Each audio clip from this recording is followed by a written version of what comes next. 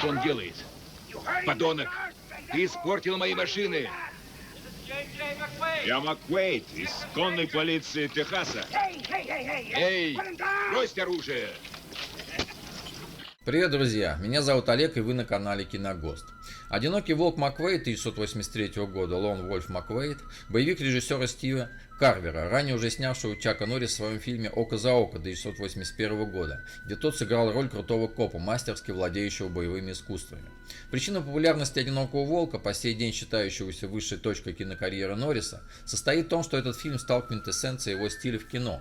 Угрюмый, вечно небритый крепыш-каратист не стал всеобщим любимцем и супергероем по типу Сильвестра Сталлоне или Арнольда Шварценеггера, но надежно занял свою нишу в жанре боевиков 80-х. Но ни до, ни после «Одинокого волка» Чаку Норрису не удавалось в отдельно взятом фильме продемонстрировать все, на что он способен.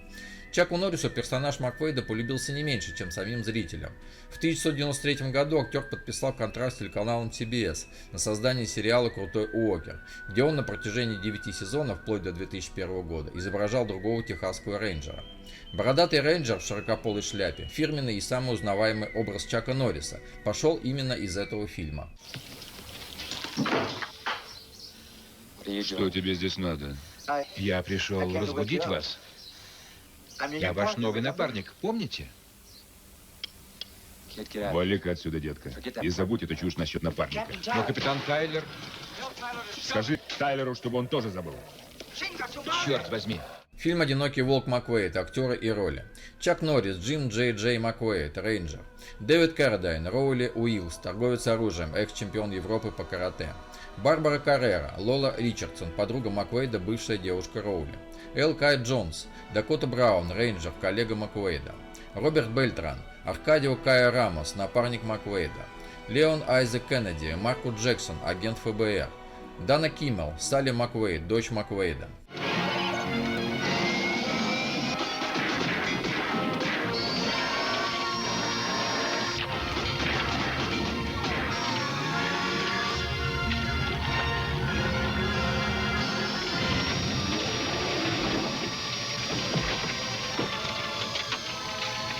Рейнджер! Вот даешь. Рейнджер! Когда Чака Норрис попросили прокомментировать боевые навыки Дэвида Каррадайна, он ответил: «Каррадайн настолько же хорош в боевых единоборствах, насколько я в актерском мастерстве». Первое название фильма было простым – «Одинокий волк». Финальный поединок между героями Норриса и Каррадайна был снят без единого дублера. На этом настояли сами актеры. Продюсеры были против, но режиссер Стив Карвер поддержал артистов. На главную роль в фильме «Одинокий волк Маккуэйд» изначально планировался Крис Кристоферсон. Если бы Брюс Ли был жив на момент съемок, продюсеры бы отдали ему роль, которую в итоге получил Каррадайн. Это был бы реванш века. Во время съемок любовной сцены между Барбарой Каррерой и Чаком Норрисом в «Одиноком волке Маккуэйде» в постели оказалась гремучая змея. Ее быстро поймали, но Каррера потом вспоминала: «К такому я действительно не была готова. Впоследствии было очень сложно сосредоточиться на этой сцене». Одного из спарринг-партнеров Каррадайна на ринге в сцене на ипподроме сыграл Майкл Диллард. Он является обладателем черного пояса по тэквондо, близким другом Чака Норриса и спонсором многих спортсменов, увлекающихся боевыми искусствами. Да. Можно тебя поцеловать, детка? Извини. Пора смываться. В контракте Дэвида Каррадайна было прописано, что его герой не должен быть повержен в честном бою, кулак на кулак. Именно поэтому плохой парень погибает не от руки хорошего, а от брошенной гранаты. На постерах фильма героев Норриса и Каррадайна называли «Одинокий волк закона» и «Бешеный пес криминала», соответственно. Пушка, которую использует Маккуэйд, Смит & Вессон модель 629. Смит & Вессон крупнейший в США производитель огнестрельного оружия, в том числе и револьверов. Модель 629 – это версия модели 29 под патрон 44 Magnum. Модель 29 использовал Клинт Иствуд в фильме «Грязный Гарри» 1971 года. А роль Лолы Ричардсон в фильме «Одинокий волк Маккуэйд» сыграла Барбара Каррера, американская модель и актриса, игравшая роли в кино и на телевидении. В кино она известна прежде всего своей ролью злодейки Фатимы в фильме о Джеймсе Бонде «Никогда не говори никогда» с Шоном Коннором в главной роли, за которую она номинировалась на «Золотой глобус». Съемки «Одинокого волка Маквейда» фильма 1983 года проходили в городе Эль-Пасо, центр округа Эль-Пасо, штат Техас, США, и близ города Фабенс, округ Эль-Пасо в 1982 году. Новая игрушка?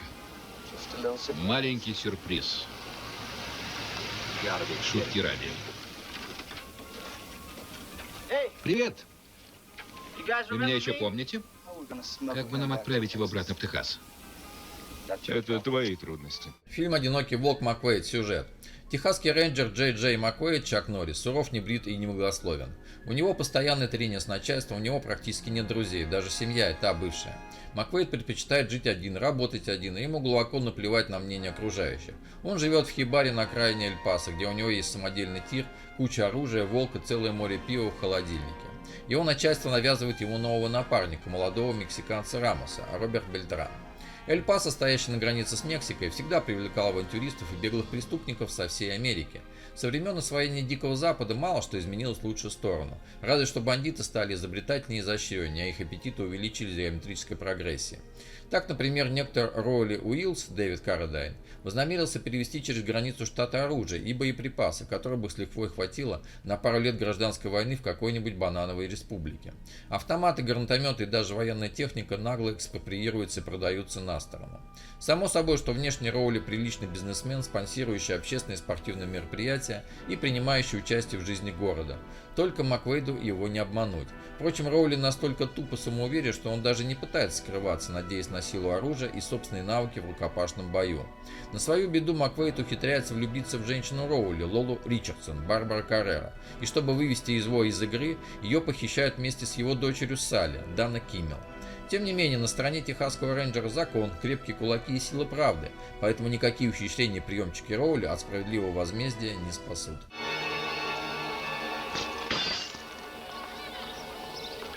Дурацкая шутка.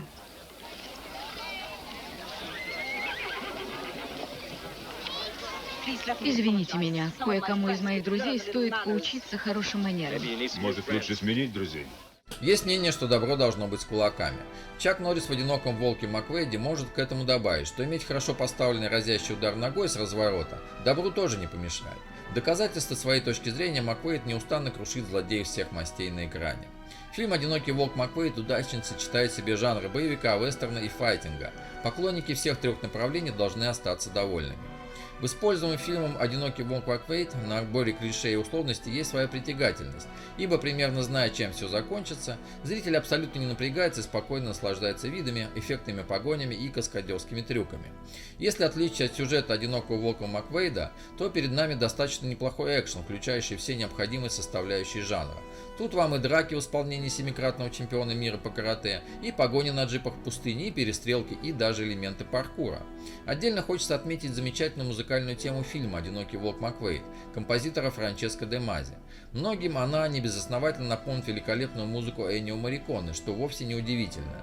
Де Мази, а также как и Морриконе, вдоволь потрудился над созданием многочисленных спагетти-вестернов в итальянском коммерческом кинематографе.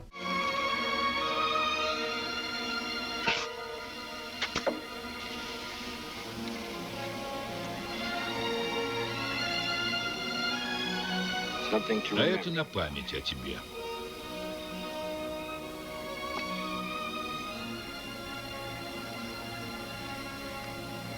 Пока. А изюминкой фильма «Одинокий волк Маквейд» стали рукопашные поединки. Что характерно, фильм выезжает на трюках реальных людей. Компьютерная графика и дорогостоящие эффекты Чаку Норрису в «Одиноком волке» не нужны. При этом Чак не становится в показушной позе, не произносит длинных речей о ценности человеческой жизни. Он покоряет зрителей своей непосредственностью, своей мужественностью и настоящей мужской силой. Злодей здесь тоже не страдает словесным поносом, а предпочитает действовать. Положительная харизма Норриса и отрицательная харизма Каррадайна – вот что грамотно прочувствовал и направил в нужное русло режиссер Стив Карл. Несмотря на шаблонность и некоторую наивность, фильм «Одинокий волк Маквейд» – это своеобразный глоток чистого незамутненного экшена на фоне высокотехнологичных запутанных боевиков нового тысячелетия. Яркая сочная картинка прерий, харизматичные персонажи Норриса, Каррадайна Кардайна и будущей неофициальной девушки Бонда Барбары Каррера. Хорошие каскадерские трюки и грамотно поставленные рукопашные бои. Вот чем вам запомнится «Одинокий волк Макквейд».